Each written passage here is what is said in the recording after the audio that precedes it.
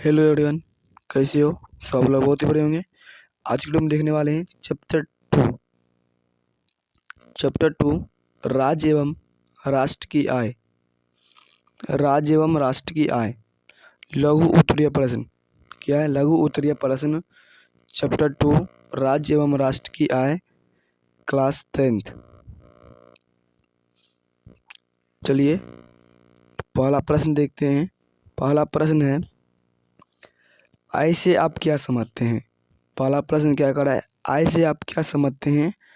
तो उत्तर दीजिएगा, जब कोई व्यक्ति किसी प्रकार का शारीरिक अथवा मानसिक कार्य करता है तो उस व्यक्ति को उसके कार्य के बदले जो पारिश्रमिक मिलता है उसे उस व्यक्ति का आय कहते हैं।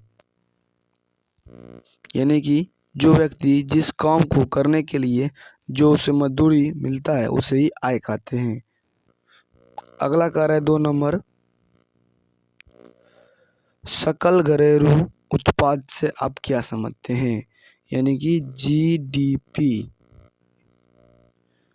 जीडीपी इसका इंग्लिश में कहते हैं सकल घरेलू उत्पाद। तो उत्तर दीजिएगा, एक देश के क्या है? एक देश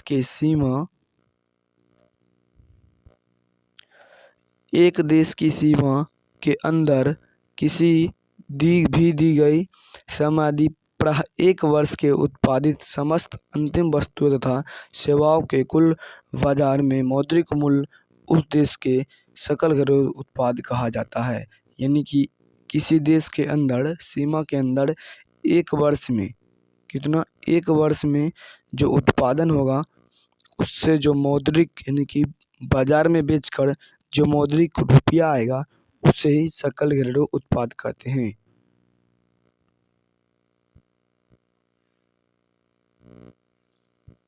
अगला है प्रति व्यक्ति, प्रश्न नंबर 3, प्रति व्यक्ति आय क्या है? प्रति व्यक्ति आय क्या है?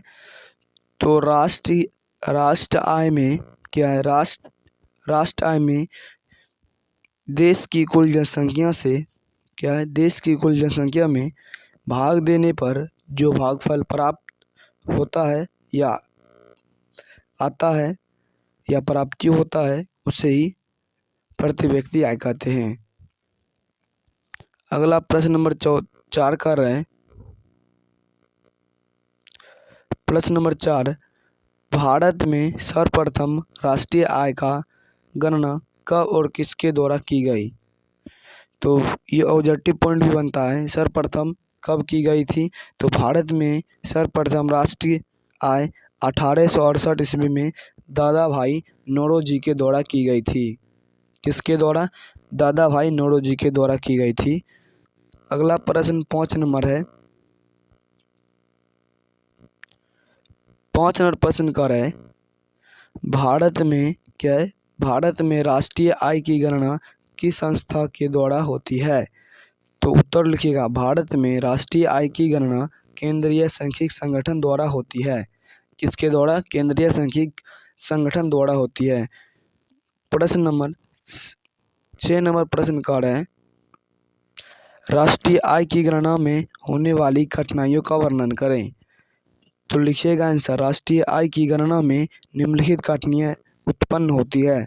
तो पहला है आंकड़ों को एकत्रित करने में कठिनाई, दूसरा दोहरी गणना की संभावना और तीसरा मूल्य के मापक कठिनाई।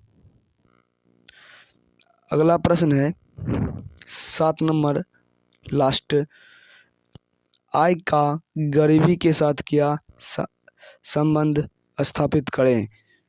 तो आय की गरीबी के साथ क्या है? तो उत्तर लिखिएगा, गरीबी की प्रति व्यक्ति आय पर प्रभाव पड़ता है।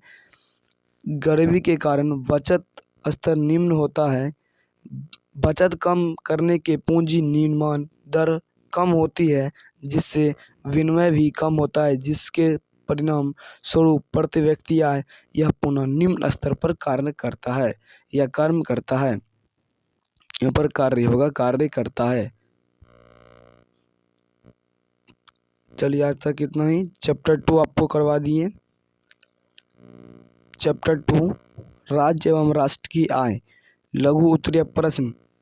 अगले वीडियो में दीर्घ उत्तरीय प्रश्न लेकर आएंगे। आप हमारे टेलीग्राम ग्रुप से ज़रूर जुड़ जाइए, डिस्क्रिप्शन बॉक्स में दे दिए हैं लिंक। Thank you. अब मिलते हैं अगले वीडियो में।